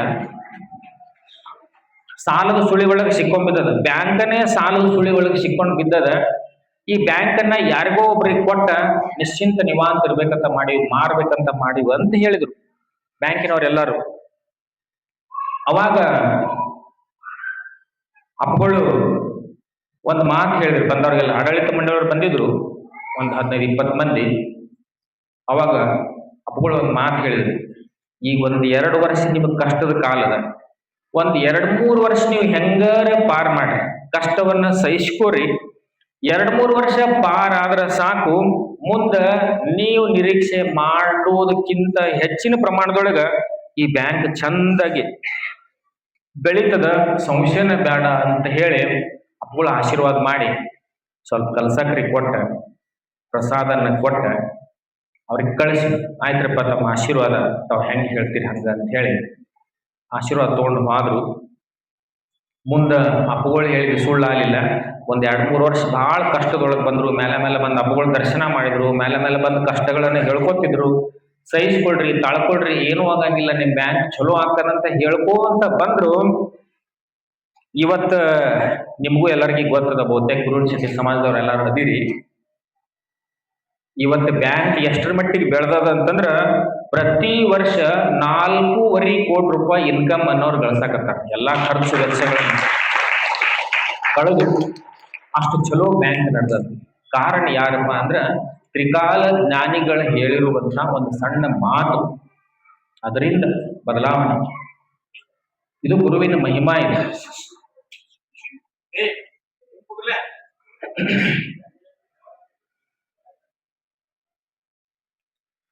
ಅಂಥ ಶ್ರೇಷ್ಠ ಜ್ಞಾನಿಗಳು ನಮ್ಮ ಗುರುಗಳು. ಅವ್ರು ಏನ್ ಮಾಡ್ತಾರೆ ಮಹಾತ್ಮರು ಅಂತಂದ್ರ, ನಮ್ಮೊಳಗಿರುವಂತ ಶಕ್ತಿಯನ್ನ ಜಾಗೃತ ಮಾಡುವಂತ ಕೆಲಸವನ್ನು ಅವ್ರು ಮಾಡ್ತಾರೆ. ಪರಮಾತ್ಮ ದೇವ ಸ್ವರೂಪರಾಗಿರುವಂತ ಗುರುಗಳು. ಹೆಂಗ ಬಸವಣ್ಣವ್ರ ವಚನ ಕೇಳಿರಿ, ಕಲ್ಲೊಳಗೆ ಹೊನ್ನುಂಟು, ಉದಕದೊಳಗೆ ಅಗ್ನಿಯುಂಟು, ಹಾಲೊಳಗೆ ತುಪ್ಪ ಉಂಟು, ಅಂತರ್ಯಾಮಿಯಲ್ಲಿ ಶಿವನಿಹನು, ತೋರಬಲ್ಲ ಗುರು ಸುಳಿಯ ನೋಡ ಕೂಡಲ ಸಂಗಮದೆ. ಕಲ್ಲೊಳಗೆ ಹೊನ್ನುಂಟು. ಬಸವಣ್ಣವ್ರು ಅವಾಗ 8ನೇ ಶತಮಾನದೊಳಗ ಬಸವಣ್ಣವ್ರು ಏನ್ ಹೇಳಿದ್ರು ಅಂತಂದ್ರ, 800 ವರ್ಷಗಳ ಹಿಂದೆ 12ನೇ ಶತಮಾನದೊಳಗೆ ಬಸವಣ್ಣವ್ರು ಏನ್ ಹೇಳಿದ್ರು ಅಂತಂದ್ರ, ಕಲ್ಲೊಳಗೆ ಹೊನ್ನುಂಟು, ಭೂಮಿ ಒಳಗ ಕಲ್ಲಿನೊಳಗ ಕಲ್ಲು ಗಣಿಯೊಳಗ ಬಂಗಾರ, ಉದಕದೊಳಗೆ ಅಗ್ನಿ ಉಂಟು, ನೀರೊಳಗ ಬೆಂಕಿ ಅದ. ಎಷ್ಟು ಚಲೋ ಮಾತು ಹೇಳ್ತಾರ. ಅವಾಗ ಏನು ವಿಜ್ಞಾನ ಇರ್ಲಿಲ್ಲ, ತಂತ್ರಜ್ಞಾನ ಇರ್ಲಿಲ್ಲ, ಟೆಕ್ನಾಲಜಿ ಇರ್ಲಿಲ್ಲ, ಏನೇನು ಇರ್ಲಿಲ್ಲ ಆ ಕಾಲದೊಳಗೆ. ಉದಕದೊಳಗೆ ಅಗ್ನಿ ಉಂಟು, ನೀರಿನೊಳಗೆ ಬೆಂಕಿ ಅದ ಅಂತ ಹೇಳಿದ್ರು. ಈ ಕಾಲದೊಳಗೆ ನೀವು ಹೆಂಗಂತೀರದನ್ನ? ಜಲವಿದ್ಯುತ್ ಮೇಲೆ ಇವೆಲ್ಲ ನಡೆದಾವಲ್ಲ, ಇವೆಲ್ಲ ಅದರಿಂದ ಶರಾವತಿ ಜಲವಿದ್ಯುತ್, ಆಲ್ಮಟ್ಟಿ ಜಲವಿದ್ಯುತ್, ನೀವೆಲ್ಲ ಹೈಡ್ರೋ ಎಲೆಕ್ಟ್ರಿಸಿಟಿ ಮೇಲೆ ಇದೆಲ್ಲ ನಡೆದೋದು. ಬೆಳಕೆಲ್ಲ ನಾವೆಲ್ಲ ಮಾತಾಡೋದು, ನಮ್ಮ ಮೊಬೈಲ್ ಚಾರ್ಜ್ ಆಗೋದಿಲ್ಲ, ಅದರಿಂದ ನೀರನ್ನ ವಿದ್ಯುತ್ ಆಗಿ ಪರಿವರ್ತನೆ ಮಾಡ್ತಾರೆ. ಕೊಳವೆ ಮುಖಾಂತರ ಹಾಯಿಸಿ ಡೈನಮೋ ಮೇಲೆ ನೀರನ್ನ ಚೆಲ್ಲಿ ಅದು ಡೈನಮೋ ತಿರುಗಿ ವಿದ್ಯುತ್ ತಯಾರಾಗುವಂಥದ್ದು. ಉದಕದೊಳಗೆ ಅಗ್ನಿ ಉಂಟು, ಹಾಲೊಳಗೆ ತುಪ್ಪ ಉಂಟು. ಹಾಲೊಳಗೆ ತುಪ್ಪದ ಇಲ್ರಿ. ಅಂತರ್ಯಾಮಿಯಲ್ಲಿ ಶಿವನಿಹನು, ತೋರಬಲ್ಲ ಗುರು ಸುಳಿಯ ನೋಡ. ನಮ್ಮೊಳಗ ದೇವರದ, ನಮ್ಮೊಳಗ ಪರಮಾತ್ಮ ಅದ, ಆದ್ರೆ ತೋರಿಸುವಂತ ಗುರು ಇಲ್ಲ. ಗುರು ಇರ್ಲಾರ್ಕ ತೋರಿಸುವಂತಹ ಗುರು ಇದ್ರೂ ಕೂಡ ಆ ಗುರುವನ್ನ ದರ್ಶನ ಮಾಡ್ಕೊಳ್ಳಿಕ್ಕೆ ನಾವ್ ಯಾರು ತಯಾರಿಲ್ಲ. ಅಂದಲ್ಲೇ ನಮಗ್ ಒಳಗಿರುವಂತಹ ದೇವ್ರ ಗೊತ್ತಾಗ್ತಲ್ಲ. ಒಳಗಿರುವಂತ ದೇವರ ಅಂತರ್ಯಾಮಿಯಲ್ಲಿ ಶಿವ ಅಂತಂದ್ರ ಬರೇ ಶಿವ ಅಂತಂದ್ರ ಆತ್ಮ ಅಂತ ಅಷ್ಟೇ ತಿಳ್ಕೊಳ್ಳೋದಲ್ಲ. ಅಂತರ್ಯಾಮಿಯಲ್ಲಿ ಶಿವನಿಹನು ಅಂತಂದ್ರ ನಮ್ಮ ಆಂತರ್ಯದೊಳಗನೆ ಜ್ಞಾನದ ಅಪಾರವಾಗಿರುವಂತ ಜ್ಞಾನದ ಭಂಡಾರೇನೆ ಅದ. ಅಂಥದ್ದನ್ನ ತೋರಿಸುವಂತ ಗುರು ನಮಗೆ ದೊರಕಿಲ್ಲ. ದೊರಕಿದ ಅಲ್ಲೋ ಇಲ್ಲೋ ಒಬ್ಬರನ್ನ ನಾವೆಲ್ಲ ಮರೆತು ಬಿಟ್ಟಿವಿ ಅಂತ ಹೇಳಿ ನಮಗೂ ಗೊತ್ತಾಗವಲ್ತು, ನಮ್ಮ ಮನೆಯೊಳಗ ಮಕ್ಕಳದು ಗೊತ್ತಾಗವಲ್ತು, ನಮ್ಮ ಸುತ್ತಮುತ್ತಿನ ಅವ್ರದ ಬೆಳಕುನು ತಿಳಿವಲ್ತು. ಹಿಂಗಾಗಿ ನಾವೆಲ್ಲ ಬಡವರಾಗಿ ಉಳ್ಕೊಂಡ್ವಿ ಅಲ್ರಿ. ಬಡತನ ಯಾಕಪ್ಪ ಅಂತಂದ್ರ ನಮ್ಮತನವನ್ನ ನಾವು ತಿಳ್ಕೊಳ್ಳಾರಕ. ಒಂದ್ಸಾರಿ ಕಥೆ ಕೇಳುವಂಗದ ಕೇಳಲೇಬೇಕು. ಶಿವ ಪರಮಾತ್ಮ ಒಂದ್ಸರಿ ದೇವಲೋಕದೊಳಗ ಸಭಾ ಮಾಡಿದ್ದ. ಸಭಾ ಕರೆದ ಎಲ್ಲಾ ದೇವಾನುದೇವತೆಗಳ ಸಭೆಯನ್ನ ಕರೆದ. ಮುಂದೆಲ್ಲ ದೇವಾನುದೇವತೆಗಳು ಕುಂತ್ರು ಕೈಲಾಸ ಪರ್ವತದೊಳಗಂತ ಇಟ್ಕೊಳ್ರಿ. ಶಿವನಿಗೊಂದು ಸಮಸ್ಯೆ ಆಗಿತ್ತು. ಏನ್ ಸಮಸ್ಯೆಪ್ಪ ಶಿವನಿಗಂತಂದ್ರ, ನೋಡ್ರಪ್ಪ ನನಗೊಂದು ಸಮಸ್ಯೆ ಅದ, ಸಣ್ಣ ಸಮಸ್ಯೆ. ಅವನಿಗಿರೋದು ಸಣ್ಣ ಸಮಸ್ಯೆನೇ ಅದ. ಜಗತ್ತಿನೊಳಗ ಅತ್ಯಂತ ಶ್ರೇಷ್ಠವಾಗಿರುವಂತ, ಅದಕ್ಕಿಂತ ಶ್ರೇಷ್ಠವಾಗಿರುವಂತ ಜ್ಞಾನ, ಶ್ರೇಷ್ಠವಾಗಿರುವಂತ ಶಕ್ತಿ ಇನ್ನೊಂದು ಯಾವುದು ಇಲ್ಲ. ಅಂತ ಶ್ರೇಷ್ಠವಾಗಿರುವಂತಹ ದಿವ್ಯ ಶಕ್ತಿಯನ್ನ ಯಾರಿಗೂ ಕೂಡ ಸಿಗಲಾರ್ದಂಗ ಮುಚ್ಚಿಡ್ಬೇಕಾಗೈತಿ. ಅದನ್ನ ಎಲ್ಲಿಡೋದು ಅಂತ ಹೇಳಿ ಶಿವನ ಪ್ರಶ್ನೆ ಆಗಿತ್ತು. ಯಾರಿಗೆ ಸಿಗಬಾರ್ದಾಗಿತ್ತು, ಮನುಷ್ಯರಿಗೆ ಒಟ್ಟ ಸಿಗಬಾರ್ದಾಗಿತ್ತು. ಅಂತ ಶಕ್ತಿ, ದಿವ್ಯವಾಗಿರುವಂತ ಶಕ್ತಿಯನ್ನು ಮುಚ್ಚಿಡ್ಬೇಕಾಗಿತ್ತು ಪರಮಾತ್ಮಗ. ಆ ಸಭೆಯೊಳಗ ಈ ವಿಷಯವನ್ನ ನಾವು ಇಟ್ಟ. ಮೊದಲನೇ ದೇವರು ಶಿವನ ವಾಹನ ನಂದಿ ಎದ್ದು ನಿಂತ. ಭಗವಂತ ಅಂಥದ್ದೊಂದು ದಿವ್ಯ ಶಕ್ತಿಯನ್ನ ನಿಮಗೆ ಹುದುಗಿಡ್ಬೇಕಾಗಿತ್ತು, ಮುಚ್ಚಿಡ್ಬೇಕಾಗಿತ್ತು, ಯಾರಿಗೂ ಸಿಗಬಾರ್ದನ್ನುವಂಥ ಉದ್ದೇಶ ನಿಮಗಿತ್ತು ಅಂತಂದ್ರ ಆ ಶಕ್ತಿಯನ್ನ ಯಾಕೆ ನೀವು ಮಂಗಳ ಗ್ರಹದೊಳಗೆ ಇಡಬಾರ್ದು, ಯಾಕೆ ನೀವು ಬುಧ ಗ್ರಹದೊಳಗ ಶುಕ್ರ ಗ್ರಹದೊಳಗೆ ಇಡಬಾರ್ದು ಅಂತಂದ. ಶಿವ ಅಂದ ಮನಸ್ಸಿನೊಳಗ ಮಾರಾಯಣ ಗಗನ ನೌಕೆ ತಗೊಂಡು ಚಂದ್ರಕ್ಕೂ ಆದ್ರು ಮಂಗಳಕ್ಕೂ ಆದ್ರು ಇನ್ ನಾಳೆ ಶುಕ್ರಕ್ಕೂ ಹೋಗೋರ್ದಾರ, ಬುಧ ಗ್ರಹಕ್ಕೂ ಹೋದ್ರಂದ್ರ ಮನುಷ್ಯರು ತಗೊಂಡ್ಬಿಡ್ತಾರ ಶಕ್ತಿ, ಅಲ್ಲೇನ ಇರಂಗಿಲ್ಲಪ್ಪ ಅಂದ ಮನಸ್ಸಿನೊಳಗ. ಶಿವಾಗ ಸರಿ ಅನಿಸ್ಲಿಲ್ಲ, ಗಪ್ಪಾದ. ಎರಡನೇ ದೇವತೆ ಎದ್ದು ನಿಂತ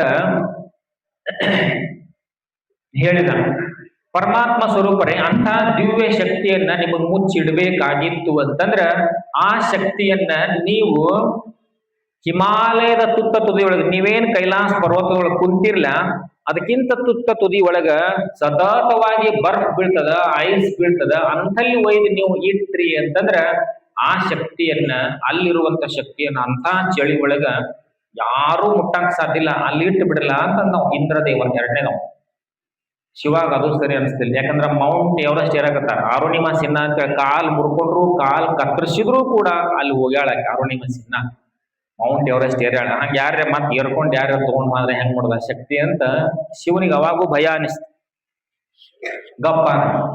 ಮೂರನೇ ದೇವ್ರು ಹೇಳಿದ, ದೇವತೆಗಳೆಲ್ಲ ಕುಂತಿದ್ರು. ಮೂರನೇ ದೇವ್ರು ಹೇಳಿದ ಸಮುದ್ರದ ಆಳದೊಳಗೆ ಹುದುಗಿಡುನು ಅಂತಂದ್ರ. ನಾಲ್ಕನೇ ದೇವ್ರು ಹೇಳಿದ ಅರಣ್ಯದ ನಟ್ ನಡು, ಅಭಯಾರಣ್ಯದ ನಟ್ ನಡು ಭೂಮಿ ಒಳಗೆ ಹುಗುದಿಡುನು ಅಂತಂದ. ಚಾಮರಾಜನಗರ ಜಿಲ್ಲಾದ ನೋಡ್ರಿಲ್ಲ, ತಿಂಗಳಿಗೊಂದು 2 ತಿಂಗಳಿಗೊಂದು ಹುಲಿಗೆ, ಆನೆಗೆ ಪಾಪ ಅಲ್ಲಿರುವಂತ ರೈತರು, ಬಡಪಾಯಿಗಳು, ಕೂಲಿ ಕಾರ್ಮಿಕರು ಬಲಿ ಆಗಕತ್ತಾರ. ಹಿಂಗಾಗಿ ಕಾಡಿನ ಪ್ರಾಣಿಗಳ ಭಯದಿಂದ ಯಾರು ಹೋಗಂಗಿಲ್ಲ, ಅಂತಲ್ಲರೆ ಹುಗುದಿಡ್ರಿ ಅಂತಂದ್ರ. ದೇವತೆಗಳೆಲ್ಲ ಹೇಳಿದ್ರು, ಯಾವುದು ಸರಿ ಅನಿಸ್ತಿಲ್ಲ. 5-6 ಮಂದಿ ಹೇಳಿದ್ರು ಶಿವಾಗ. ಕೊನೆಗೆ ವಿದ್ಯಾದೇವತೆ ಗಣಪತಿ ಬಹಳ ಶಾಣ್ಯಾವ, ಶಿವನ ಪುತ್ರ, ಎದ್ದು ನಿಂತ. ಪಿತಾಶ್ರೀ ಪಿತೃ ಸ್ವರೂಪರೇ, ಆ ದಿವ್ಯ ಶಕ್ತಿಯನ್ನ ನಿಮಗೆ ಹುದುಗಿಡ್ಬೇಕಾಗಿತ್ತು ಅಂತಂದ್ರ ಒಂದೇ ಒಂದು ಜಾಗ ರೀ, ಬಹಳ ಚಲೋ ಆಗಿರುವಂತಹ ಶ್ರೇಷ್ಠವಾಗಿರುವಂತಹ ಒಂದು ಸ್ಥಳ. ಆ ಶಕ್ತಿಯನ್ನ ಯಾರೂ ಪಡ್ಕೋಬಾರ್ದು ಅಂತ ನಿಮಗ ಅನಿಸಿತ್ತು ಅಂತಂದ್ರ ಅಂಥ ಶಕ್ತಿಯನ್ನ ನೀವೇನ್ ಮಾಡ್ಬೇಕಂತಂದ್ರ ನಿಮ್ಮ ಎಲ್ಲ ಪರಮ ಭಕ್ತರಾಗಿರುವಂತ ಭೂಲೋಕದ ಎಲ್ಲಾ ಮಾನವರ ಹೃದಯದೊಳಗೆ ಮುಚ್ಚಿಟ್ಟು ಬಿಡ್ರಿ. ಯಾರು ತಮ್ಮನ್ನ ತಾವು ನೋಡ್ಕೊಳಂಗಿಲ್ಲ, ತಮ್ಮ ಶಕ್ತಿಯನ್ನ ತಾವು ತಿಳ್ಕೊಳ್ಳೋದು. ಗಣಪತಿ ಬಹಳ ಶಾಣ್ಯಾವ, ಬುದ್ಧಿ ಮಾತನ್ನ ಒಗದ ಶಿವಾಗ ಕರೆಕ್ಟ್ ಅನಿಸ್ತು. ತಥಾಸ್ತು ಅಂತೇಳಿ ನಮ್ ಎಲ್ಲಾರ ಹೃದಯದೊಳಗನ ದಿವ್ಯ ಶಕ್ತಿಯನ್ನ ಹುದುಗಿಟ್ಟಾನ, ಮುಚ್ಚಿಟ್ಟಾನ. ನಾವು ಯಾರೂ ಕಣ್ಣು ತೆರೆದು ನೋಡೇ ಇಲ್ಲ. ಕಣ್ಣು ತೆರ್ಕೊಂಡ್ ಹೊರಗ ಹೊಂಟಿವ್ ಆ ಕಡೆ ಈ ಕಡೆ ನೋಡ್ಕೊಂತ ಅಲ್ಲಿ ಐತನು ಶಕ್ತಿ, ಇಲ್ಲಿ ಐತನು ದೇವ್ರ, ಅಲ್ಲಿ ಐತನು ಸಂಪತ್ತ ಅಂತ ಹೇಳಿ ನಮ್ಮ ಒಳಗಿನ ಸಂಪತ್ತನ್ನ ನಾವ್ ಯಾರು ನೋಡ್ಕೊಳ್ಳಕ ಹತ್ತಿಲ್ಲ. ಅಲ್ರಿ, PUC ಫೇಲ್ ಆತಂದ, SSLC ಫೇಲ್ ಆಯ್ತಂದ್ರ ನಮ್ಮ ಹುಡುಗರು ಬಿಜಾಪುರ ಜಿಲ್ಲಾದಾಗ ವರ್ಷಕ್ಕೊಂದು ಗೋಲ್ಡ್ ಗುಮ್ಮಟದ ಮ್ಯಾಗಿನ ಜಿಗಿಯತಾವ. ಈ ವರ್ಷ ಏನೋ ಮ್ಯಾಲ ಜಾಳಿಗೆ ಹಾಕ್ಯಾರ ಅಂತ ಕೇಳಿನಿ, ಯಾವ ಹುಡುಗರು ಜಿಗಿಲಾರ್ದಂಗ. PUC ಫೇಲ್ ಆದವು ಅಂದ್ರ ಮ್ಯಾಲ ಹೋಗಿ ಜಿಗಿಯತಾವ. ಒಳಗಿರುವಂತ ಶಕ್ತಿ ತಿಳಿದಿಲ್ಲಲ್ಲ. ಗಾಂಧಿ ಮುತ್ಯ 4 ಸಲ ಫೇಲ್ ಆದವ, ಇಲ್ರಿ ಗಾಂಧಿ ಮುತ್ಯ. ನಮ್ಮ ಹಿಂದಿನ ಋಷಿ ಮುನಿಗಳು ಯಾವ ಕಾಲೇಜ್ ಹೋಗ್ಯಾರ್ರಿ, ಯಾವ ಸ್ಕೂಲ್ ಹೋಗ್ಯಾರ ಹೇಳ್ರಿ ನೋಡೋಣ. ಗುರುಕುಲದ ವಿದ್ಯೆ ಅವಾಗೆಲ್ಲ. ಅಕ್ಕ ಮಹಾದೇವಿ, ಬಸವಣ್ಣವ್ರು ಯಾವ ಸ್ಕೂಲ್ ಹೋಗ್ಯಾರ, ಯಾವ 10th ಯಾವ PUC ಸಂಬಂಧ ಇಲ್ಲ, ಗೊತ್ತೂ ಇಲ್ಲ. ಈಗೆಲ್ಲ ಬಂದಾವ. ಅದೇ ಅಕ್ಕ ಮಹಾದೇವಿ ಮೇಲ ಈಗೆಲ್ಲ PhD ಮಾಡಕತ್ತಾರ, MA ಮಾಡ್ಕೊಂಡು MSc ಮಾಡ್ಕೊಂಡು ಅವ್ರ ಮೇಲೆ PhD ಅಂತ. ಅಲ್ರಿ, ನಮ್ಮೊಳಗಿರುವಂತ ಜ್ಞಾನವನ್ನ ನಾವು ಗುರುತಿಸಿಕೊಂಡಿಲ್ಲ, ಗುರುತಿಸಿಕೊಳ್ಳುವಂತ ಪ್ರಯತ್ನವನ್ನೂ ಮಾಡಿ. ಅದಕ್ಕಾಗಿ ನಾವೆಲ್ಲರೂ ಗುರುವನ್ನ ಆರಾಧಿಸಿದೀವಂತಂದ್ರ ಗುರುಗಳು ನಮ್ಮೊಳಗಿರುವಂಥ ಜ್ಞಾನವನ್ನ ಪ್ರಜಾಗ್ರ ಮಾಡಿ, ನಮ್ಮೊಳಗಿರುವಂಥ ಎಲ್ಲಾ ಅವಗುಣಗಳನ್ನು ಹೊರಗೆ ಹಾಕಿ, ನಮ್ಮೊಳಗಿರುವಂಥ ದಿವ್ಯ ಶಕ್ತಿಯನ್ನ ಜಾಗೃತಿ ಮಾಡಿ ನಮ್ಮನ್ನ ಮಾನವದಿಂದ ದೈವತ್ವಕ್ಕೆ ಏರಿಸುವಂತ ಒಂದು ಶಕ್ತಿ ಯಾರಿಗಾದ್ರೂ ಇದ್ರ ಅದು ಪರಮ ಸದ್ಗುರು ಶಂಕರ ಶಿವಾಚಾರ್ಯ ಮಹಾಸ್ವಾಮಿಗಳಿಗೆ ಅನ್ನುವಂಥದ್ದನ್ನ ತಿಳ್ಕೊಂಡಿವಂತಂದ್ರ ನಮ್ಮ ಬದುಕು ಸಾರ್ಥಕ ಆಗ್ತದೆ. ಅಂಥ ಪುಣ್ಯಾತ್ಮರ ಜೀವನ ಬಹಳ ದೊಡ್ಡ ಶ್ರೇಷ್ಠ ತಪಸ್ಸು. ಅವ್ರು ಹೆಂಗ ಬದುಕಿದ್ರು ಅಂತಂದ್ರ ತಮಗಾಗಿ ಅವ್ರು ಬದುಕಲಿಲ್ಲ. ಅಪ್ಪಗಳು ಹೆಂಗ ಬದುಕಿದ್ರು, ಯಾರ ಸಂಬಂಧ ಬದುಕಿದ್ರು ಅಂತಂದ್ರ ತಮ್ಮನ್ನ ತಾವು ಕರ್ಪೂರವನ್ನ ಸುಟ್ಟು ಸುಗಂಧ ಎಲ್ಲಾ ಕಡೆ ಪಸರಿಸಿದಂಗ, ಅದರ ಬೆಳಕ ಅದರದ ತೇಜಸ್ಸು ದೇವನಿಗೆ ಅರ್ಪಣೆ ಆದಂಗ ತಮ್ಮನ್ನ ತಾವು ಸುಟ್ಟುಕೊಂಡ, ಯಾವ ರೀತಿ ಊದುಬತ್ತಿ ತನ್ನನ್ನ ತಾವು ಸುಟ್ಟುಕೊಂಡ ನಮ್ಗೆಲ್ಲರಿಗೂ ಕೂಡ ದೇವನಿಗೂ ಕೂಡ ಯಾವ ರೀತಿ ಸುಗಂಧವನ್ನ ಕೊಡ್ತದ, ಹಂಗ ಶಂಕರ ಶಿವಾಚಾರ್ಯ ಅಜ್ಜಾರ್ ಬಾಳಿ ಬದುಕಿದ್ರು. ಅವರೊಬ್ಬರ ಅವರಂತೆಯೇ ಉಳಿದ ಎಲ್ಲಾ ಸಂತ ಪರಂಪರೆಯವರು ಕೂಡ, ಮಹಾತ್ಮರು ಕೂಡ ತಮಗಾಗಿ ಅಂತ ಹೇಳಿ ಎಂದೂ ಜೀವನ ಮಾಡಿಲ್ಲ. ಅವ್ರ ಆದರ್ಶದೊಳಗ ಬಹಳಷ್ಟು ಜನ ಸಂತರು ಹೊಂಟಾರ, ಹೋಗ್ತಾ ಇದಾರೆ. ಅದಕ್ಕಾಗಿ ಅಂಥವ್ರ ಆರಾಧನೆಯನ್ನ ಅವ್ರು ನೀವು ನೋಡ್ತಿರ್ಲಿಲ್ಲ, ಹೇಳ್ತಾರೆ ಇಲ್ಲಿ ಹಿರಿಯರು ಹೇಳ್ತಾರೆ. ಅಲ್ಲಂಪ್ರಭು ಗುಡಿ ಒಳಗ ಬ್ರಹ್ಮಾನಂದ ಅಜ್ಜಾರು, ಶಂಕರ ಶಿವಾಚಾರ್ಯ ಅಜ್ಜಾರು ಕುಂತಿದ್ರಂತ. ಇನ್ನೊಬ್ರು ಯಾರೋ ಇದ್ರ ಕಾಣ್ತದ, ಮಲ್ಲಿಕಾರ್ಜುನ ಅಪ್ಪಗಳು ಅಲ್ಲಂಪ್ರಭು ಗುಡಿ ಒಳಗೆ ಕುಂತಿರತ್ ಒಂದ್ಸರೆ. ಅಪ್ರೋಚನ್ ನಡೆದೈತಂತ ಶಾಸ್ತ್ರ ದಿನಾಲು. ಅಲ್ಲಿ ಶಾಸ್ತ್ರ ಮುಗಿಸ್ಕೊಂಡು ಈ ಗುಡ್ಡಕ್ಕ ತಿರುಗಾಡ್ಕೊಂತ ಬರವ್ರಂತ ವಾಯು ವಿಹಾರಕತ್ತೆ. ಇಲ್ಲಿ ಬರ್ತಾ ಬರ್ತಾ ಇರುವ ಹಾಂಗ ಬಂದಾಗ ಹೆಜ್ಜೆ ಇಟ್ಟಾಗ ಇಲ್ಲೊಂದು ಗುಡಿ ಗಿಡಿ ಕಟ್ಟು ನನ್ನ ನೀಲಕಂಠೇಶ್ವರ ಮಠ ಅಂತೇಳಿ ವಿಚಾರ ಮಾಡ್ಕೊಂಡ ಬ್ರಹ್ಮಾನಂದ ಅಜ್ಜಾರು, ಶಂಕರ ಶಿವಾಚಾರ್ಯ ಅಜ್ಜಾರು, ಮಲ್ಲಿಕಾರ್ಜುನ ಅಜ್ಜಾರು ಇದ್ರಲ್ಲಿ ಕಾಣ್ತತಿ ಇದ್ರೇನ್ರಿ, 3 ಮಂದಿ ಕೂಡಿ ಇಲ್ಲಿ ಬಂದು ಫೌಂಡೇಶನ್ ಹಾಕಿರಂತ ಇವತ್ತು ದೊಡ್ಡ ಬಂಗಲೆ, ಭವ್ಯವಾಗಿರುವಂತ ಕಲ್ಯಾಣ ಮಂಟಪ, ಭವ್ಯವಾಗಿರುವಂತ ಶಿಕ್ಷಣ ಸಂಸ್ಥಾ ನಿರ್ಮಾಣ ಆಗಿದೆ. ಅಷ್ಟ ಅಲ್ಲ, ಅವ್ರು ಏನು ವಿಚಾರ ಮಾಡಿದ್ರು ಅಂತಂದ್ರ ಸುಮಾರು 40-50 ವರ್ಷಗಳ ಹಿಂದಿನ ವಿಚಾರ. ಸರಿ ಸುಮಾರು 50-60 ವರ್ಷ ಅಂದ್ರಲ್ಲ. ಈ ಜನ ಪಾಪ ಹಳ್ಳಿಯಾಗಿರುವಂತಹ ಜನ ಶಿಕ್ಷಣದ ಕಡೆ ಹೆಚ್ಚು ಒತ್ತು ಕೊಡಂಗಿಲ್ಲ ಮತ್ತು ಧರ್ಮದ ಕಡೆನೂ ಹೆಚ್ಚು ಒತ್ತು ಕೊಡಂಗಿಲ್ಲ.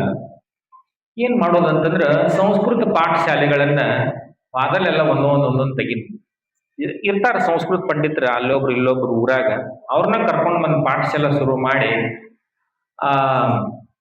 ಮಕ್ಕಳಿಗೆ ಸಂಸ್ಕೃತ ಕಲಿಸೋದ್ರ ಜೊತೆಗೆ ಸಂಸ್ಕೃತದ ಜೊತೆಗೆ ದೇವ ದರ್ಶನ ಆಗ್ತದೆ, ದೇವರ 4 ಮಂತ್ರಗಳು ಕಿವಿಗೆ ಬೀಳ್ತಾವ. ಅದಕ್ಕಾಗಿ ಸಂಸ್ಕೃತ ಶಾಲೆಗಳನ್ನ ತೆರೆಯೋಣ ಅಂತ ಹೇಳಿ ಪ್ರತಿಯೊಂದು ಹಳ್ಳಿಯಾಗ ಸಂಸ್ಕೃತ ಪಾಠಶಾಲೆಗಳನ್ನ ಸುಮಾರು 10-15 ಸಂಸ್ಕೃತ ಪಾಠಶಾಲೆಗಳದಾವ. ಬಾಗಲಕೋಟೆ ಜಿಲ್ಲೆ, ಹುಬ್ಬಳ್ಳಿ, ಧಾರವಾಡ ಜಿಲ್ಲಾ, ಎಲ್ಲೆಲ್ಲೋ ಅದ ಬಹಳ ಅದಾವ. ಅಂಥ ಪಾಠಶಾಲೆಗಳು ಮಕ್ಕಳಿಗೆ ಎಷ್ಟರ ಮಟ್ಟಿಗೆ ಅನುಕೂಲ ಆಗ್ಯಾವ ಗೊತ್ತಿಲ್ಲ.